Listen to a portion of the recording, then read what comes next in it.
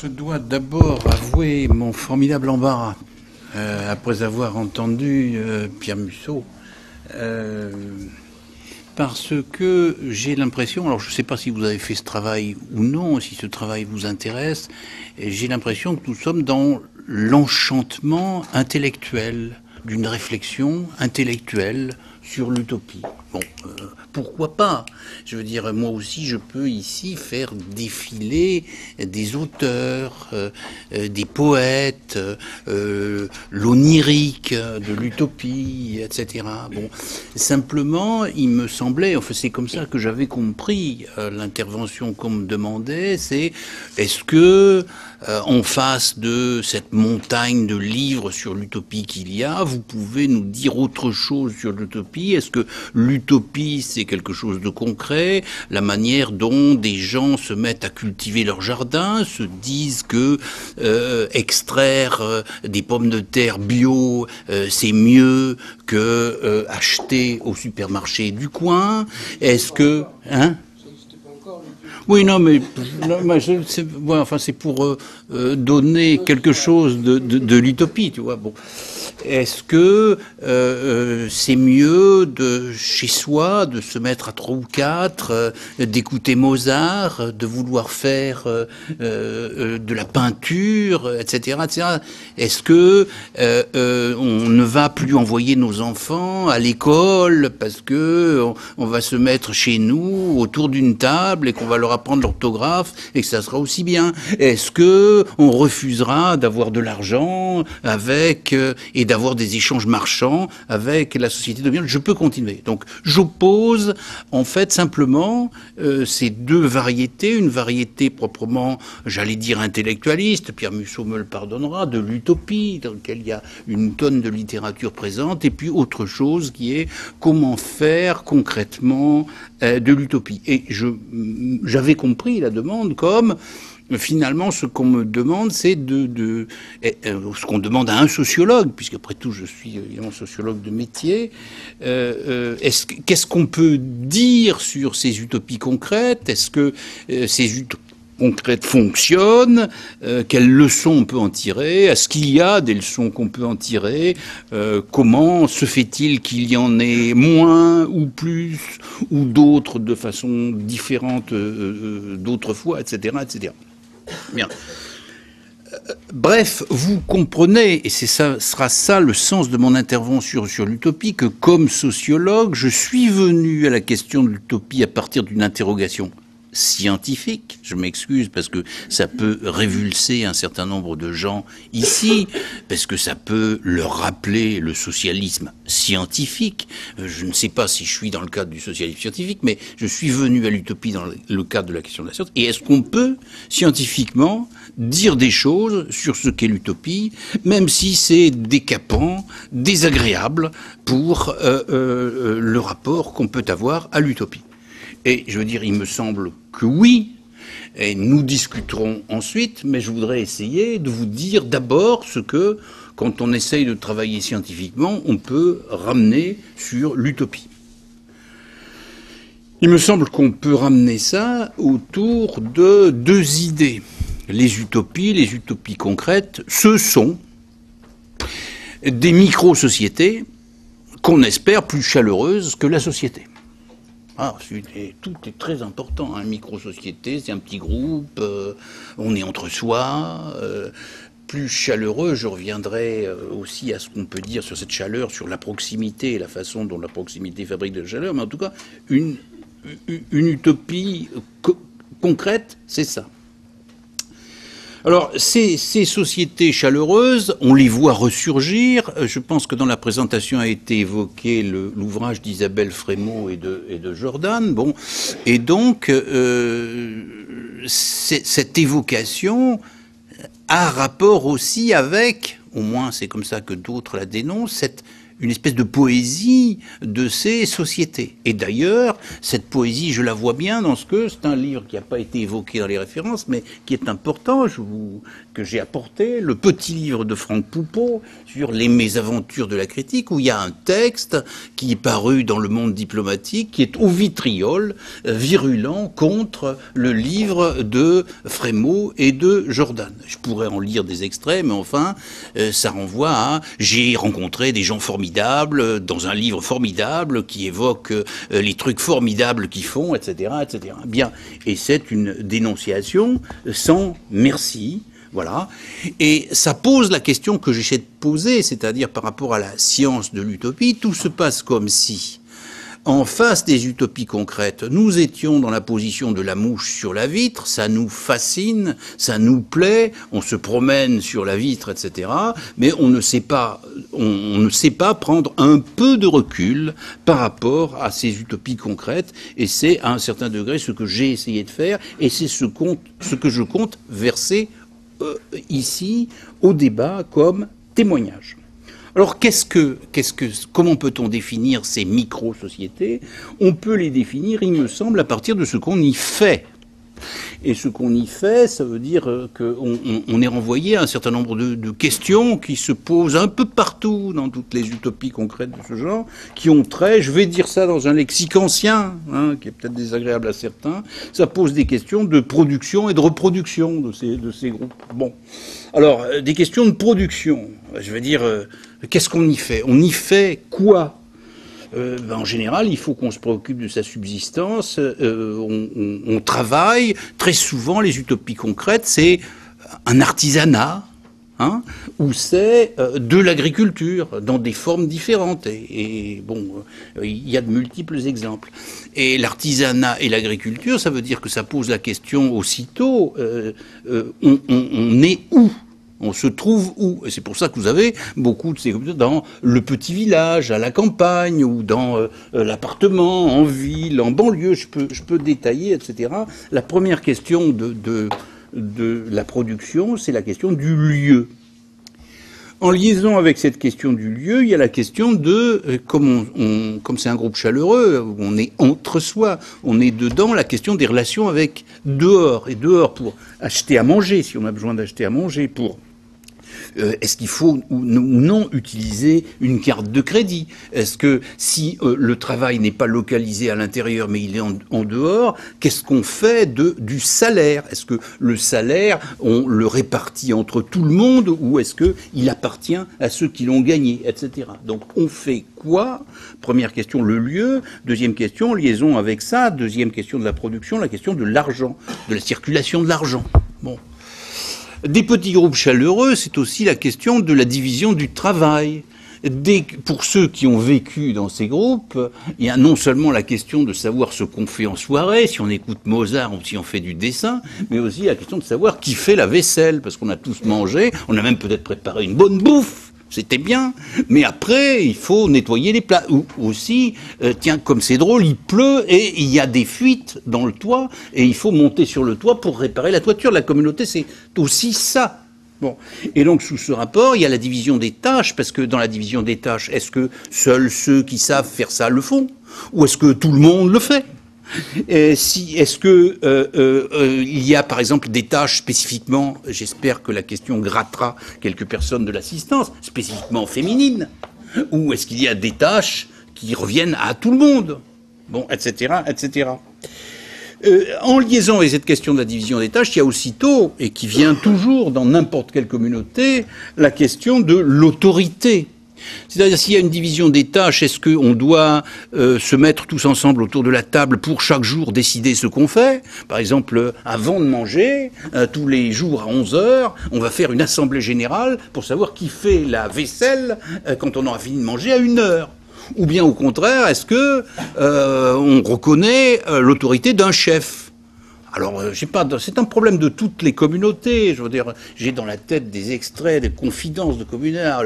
L'adjudant, le contremaître, c'est le type qu'on hait, lui, avec ses papiers. Bien sûr, il nous rend service, mais qu'est-ce qui nous emmerde? Il est triste, il est toujours dans sa comptabilité, etc., etc. Enfin, ceux qui ont un petit peu vécu ces trucs-là savent que je ne parle pas de choses en l'air. Production, donc, où un lieu, comment des relations avec le dehors, l'argent, comment on se débrouille en face de la division du travail, est-ce qu'on adopte ou pas une forme d'autorité. Alors, il y a des variations sur tout ça. Hein. Puis il y a des questions aussi de reproduction, parce que il y a des questions très lourdes, dont je n'ai pas parlé. Dans une communauté en général, on se rencontre autour d'une table, il y a des hommes et des femmes, et il y a la question de l'amour, et la question des sexes, et la question des relations entre les sexes. Ah, évidemment, j'ai une question, formidable question, une question extraordinairement difficile. Est-ce que la communauté sait ou sait pas l'amour libre? Est-ce que la communauté, ça accepte ou pas le couple légal, marié, etc. Là aussi, ce sont des questions qui se posent pour les gens qui veulent vivre en communauté, dès qu'ils veulent vivre en communauté. Et puis, en liaison avec celle-là, il y a aussitôt, si la communauté dure un peu, la question des enfants. Si on fait des enfants, est-ce que les enfants, ce sont mes enfants, enfin, les enfants de la fille avec laquelle je les ai faits, si je parle pour moi qui suis un homme, ou l'inverse, si je suis une femme, ou est-ce que les enfants sont les enfants de tout le monde? Il y a une communauté, ça devient l'éducation collective, presque façon kibbutz, parce que on parle aussi de ce modèle, bon, etc., etc. Et donc, vous voyez comment sur tous ces problèmes, il y a des solutions différentes qui sont envisagées de façon différente dans les différentes communautés, comment tout ça compose un ensemble extrêmement complexe selon les solutions qui sont choisies, et il y a à la fois, c'est ça ce que je disais, un peu de science sur les communautés, l'idée qu'il y a un paysage de problèmes structurels qui se posent partout, et en même temps une multiplicité de solutions extrêmement différentes qui composent ce qu'est la variété des utopies concrètes. Une grande diversité. Évidemment, en face de ces utopies concrètes, c'est toujours réaction, il faut réfléchir. Ça peut être intéressant, indépendamment de savoir si on est pour ou contre la micro-société, indépendamment de savoir si l'utopie que représente la micro-société, c'est quelque chose qui anticipe ou pas l'avenir, qui est voué ou pas à l'échec. Alors prendre du recul. Bah là aussi, le pauvre bourg qui fait, entre guillemets, de la science, il a des moyens pour réfléchir. On va il va se poser la question, il va comparer à quoi ça ressemble une communauté. Et alors là aussi, je vous le dis, parce que c'est des questions qui sont intéressantes. Alors, est-ce que ça ressemble à ce qui en sociologie a eu son heure de gloire, l'institution totale ou totalitaire? C'est-à-dire, si vous voulez, toutes les sociétés dans lesquelles il y a des gens qui sont liés par une clôture, dans lesquelles, du fait de cette clôture, il y a des gens qui sont des gardiens et des gens qui sont gardés à l'intérieur de cette clôture. Et souvent, une institution totalitaire, c'est la reprise à l'intérieur, parmi les gardés, de la division entre gardiens et gardés. Mais peu importe. Institution totalitaire, le terme que j'emprunte au sociologue Goffman est intéressant, ça veut dire que c'est épouvantable une communauté. On est brimé là-dedans. On fait pas ce qu'on veut. Etc. Donc, première comparaison, est-ce que une communauté, c'est autant une société de liberté qui libère les rapports qu'on le dit? Autre comparaison. Une communauté, est-ce que ça ressemble à quelque chose qui est un village? Qu'est-ce que c'est un village? Un village même dans la tradition, etc. Bon, alors il y a de beaux textes ethnographiques sur le village, je ne veux pas faire ça, etc. Mais enfin, un village, c'est un endroit où ici tout le monde se connaît. Donc ici tout le monde se connaît, c'est-à-dire il y a un contrôle social relativement fort qui a à la fois des avantages et des inconvénients. Des avantages, c'est-à-dire le fou du village. On n'entend pas au fond. On n'entend pas? Ah ouais. Bon, excusez-moi, madame. Hein. Je suis désolé, je vais parler plus fort. Je vais rapprocher le micro. Alors, est-ce que donc on peut comparer à quelque chose qui est un village? Alors, je dis un village, c'est sans faire de la sociologie abondamment, c'est quelque chose dans lequel tout le monde se connaît. Et tout le monde se connaît, il y a un contrôle social. Et ce contrôle social, il a des inconvénients parce qu'il est extrêmement pénible. Hein. Je veux dire, je sais pas, je regarde la télévision à 11h du soir, ma voisine voit la lueur bleuâtre derrière mes volets. Effrayant, contrôle social. Bon, en même temps, il y a des avantages. Par exemple, dans un village, le fou du village, qui vit à l'écart avec ses chiens et ses puces à l'entrée, etc. Bon, il est au fond très bien accepté. On lui paye un coup au bistrot, etc., etc. Bon, alors, donc, il faut comparer la communauté avec le village. Est-ce que c'est vraiment un village, mais c'est un village pas comme les autres. Là aussi, ça fait réfléchir. Cette réflexion, je l'amènerai avec vous si vous voulez, mais je la fais pas, mais je donne les talons. Ou bien, dernier élément de comparaison pour réfléchir à la communauté, est-ce que ça a un rapport avec ça ferait plaisir à Pierre Mussot, parce que ça a un rapport avec ce qu'il appelle le christianisme. Est-ce que la communauté, c'est quelque chose qui ressemble à un couvent? Un couvent, une institution religieuse. C'est-à-dire, il y a évidemment dans une communauté, c'est un petit groupe, une clôture. Ça s'appelle un monastère, bien sûr, mais je veux bien. Et alors, la vraie question des communautés, c'est la question de la solidité. Qu'est-ce qui fait la solidité du couvent et qu'est-ce qui fait qu'une communauté, ça semble moins solide? Alors, dans un couvent, il y a un truc qui est absolument extraordinaire, du point de vue du fonctionnement social, c'est les vœux. Alors les vœux, c'est une fois qu'on les a faits, on ne peut pas retourner en arrière. On s'engage soi-même à ne pas faire le contraire. Alors dans la communauté, ça n'existe pas. Alors évidemment, comme ça n'existe pas, c'est moins solide, c'est instable, c'est plus mouvant, etc. Donc voilà. Voilà des comparaisons. Je peux continuer ces comparaisons. Pour prendre du recul, j'en aurais fini avec ce point. On peut aussi regarder ce que sont les ingrédients de la communauté. Alors, j'ai dit c'est un petit groupe, c'est un espace. Alors, il y a des propriétés qui sont liées en communauté à l'espace. Quand on est les uns sur les autres, ça peut être dur. Et c'est ce qui fait que la communauté, à la fois on y vient parce qu'on espère des choses formidables, et en même temps, on découvre souvent que c'est moins bien qu'être dans sa chambre, chez soi. La communauté, c'est aussi la question du nombre. Alors, la question du nombre, est-ce que le nombre, c'est un tout petit nombre? On est 5 ? On vit en communauté, dans un appartement parisien, ou est-ce que la communauté c'est un peu plus, on est une centaine, alors il y a des grands ensembles communautaires, etc., avec une histoire qui est toujours très intéressante, parce que ressurgissent dans les communautés des petits groupes ou des petits ensembles ou des couples qui sont comparables à ce qui existait dans la société antérieure. Donc le nombre a des propriétés.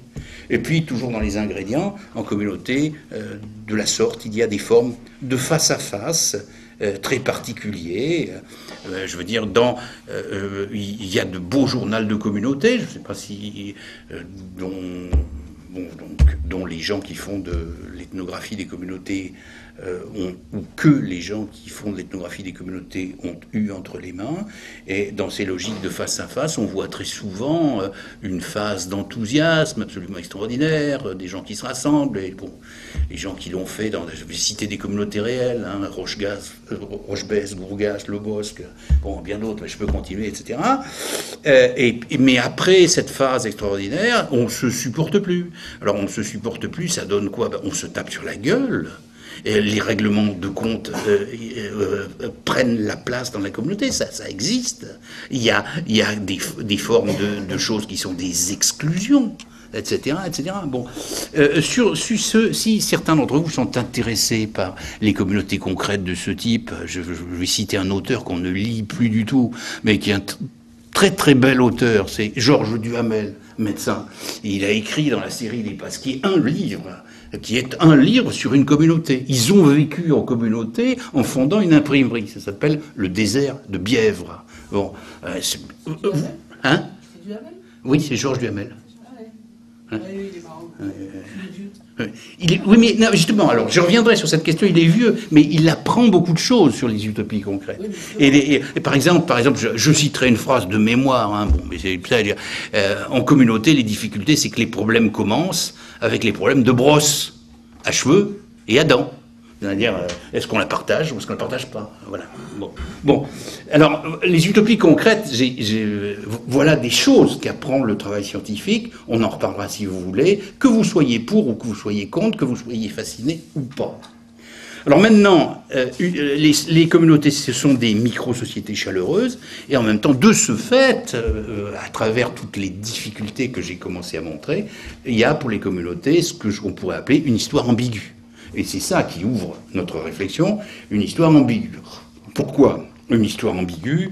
Parce que, je me permettrai rapidement, parce que il y a une émergence de la notion d'utopie, des réalisations d'utopie, des devenirs différents, et puis exactement comme d'autres grandes notions historiquement nées comme, je ne sais pas, les intellectuels, ça devient une désignation dénonciatrice par les ennemis de la catégorie, qui devient une catégorie réappropriée par ceux qu'elle vise pour en faire une arme contre les autres. Et au fond, les utopies communautaires, ça fonctionne aussi souvent comme ça. Alors, une histoire ambiguë, en 3 mots, pour le dire vite. D'abord, c'est un nom propre devenu un nom commun. C'est-à-dire que l'utopie, nous avons tous à ne jamais l'oublier, c'est né comme une invention d'un dominant qui se préoccupait du gouvernement, qui a été chancelier, Thomas More, etc. Bon, alors, je veux bien que ça soit, comme le dit Miguel Abinsour, une ruse, qu'il faille lire ça de façon biaisée, oblique, de biais, etc. Que d'ailleurs, dans le livre de Thomas More, les choses soient infiniment labiles, à la fois l'utopie c'est le lieu de nulle part, c'est l'utopie, c'est le lieu du bonheur, le fleuve est le fleuve anhydre, donc le fleuve sans eau, etc. Et qu'entre Gilles et Hitler, il y a tout un dialogue sur ce que doit être le gouvernement de cette ville, avec un refus de ce qu'est ce gouvernement, etc., etc.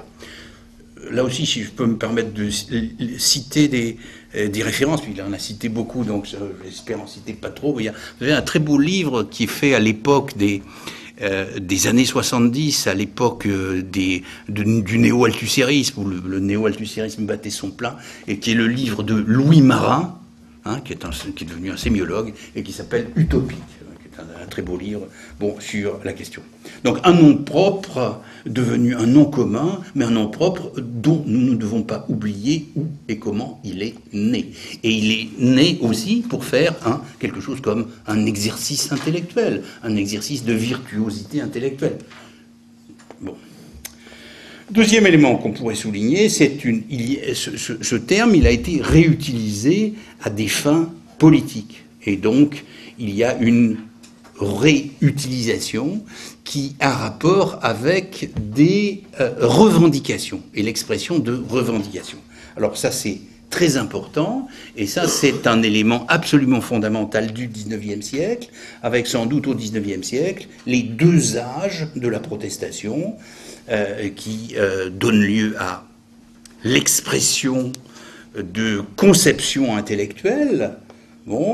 C'est dans les années, la décennie formidable, la décennie 1830-1840, mais évidemment, là, vous avez la revendication, les revendications de micro-sociétés. Et puis, il y aura aussi, ça aura un destin historique absolument formidable, la naissance d'une protestation révolutionnaire, ouvrière, Marx, Engels, Weitling, la Ligue des Justes, la naissance le manifeste, etc.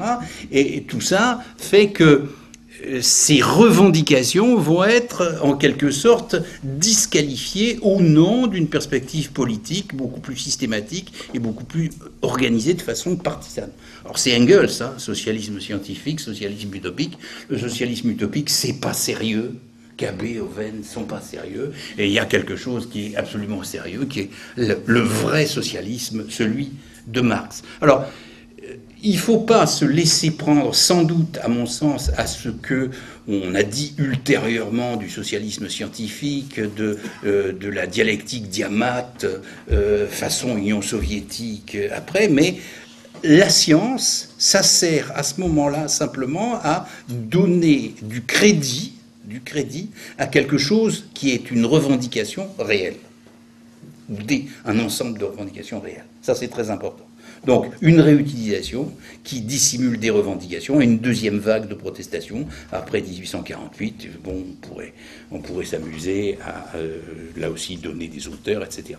En tout cas, une réutilisation qui a rapport avec des revendications et des revendications qui sont elles-mêmes liées, là on pourrait être d'accord avec Pierre Meussiau, à l'apparition d'une nouvelle forme de société. Et puis, peut-être troisième aspect que je voudrais signaler, c'est qu'il y a construction ou une récupération ou une utilisation contemporaine avec les années 70 des utopies. Alors là, c'est des choses que je crois que je connais mieux, l'utopie avec les communautés, l'utopie communautaire, et avec quelque chose qui là aussi est très intéressant, c'est du point de vue de l'ambiguïté, c'est que l'utopie est valorisée comme élément d'une revendication, ce sont les micro-sociétés communautaires, et en même temps l'utopie est disqualifiée par les bien-pensants, ceux qui vont dire que l'utopie est totalitaire, et qui vont la dénoncer à ce titre. Voilà. Je veux dire, on retrouve toute une série de débats postérieurs à l'année 68, etc. Donc il me semble que, et je laisserai la possibilité de la discussion, il me semble que les utopies doivent être analysées avant qu'on se précipite dans la poésie et dans la projection de nos aspirations dans les utopies. Alors, sont-elles vouées à l'échec ? Je n'en sais rien, mais je crois que c'est l'affaire d'une autre discussion, parce qu'à ce moment-là, c'est l'affaire d'une discussion qui ne porte pas sur l'utopie en tant que telle, mais sur la construction de nouvelles formes de domination dans, disons, depuis les années 70 ou dans leur objectivation depuis la fin des années 90. Mais ça, pour faire ça, vous me réinviterez, si vous voulez, que j'en parle. Voilà.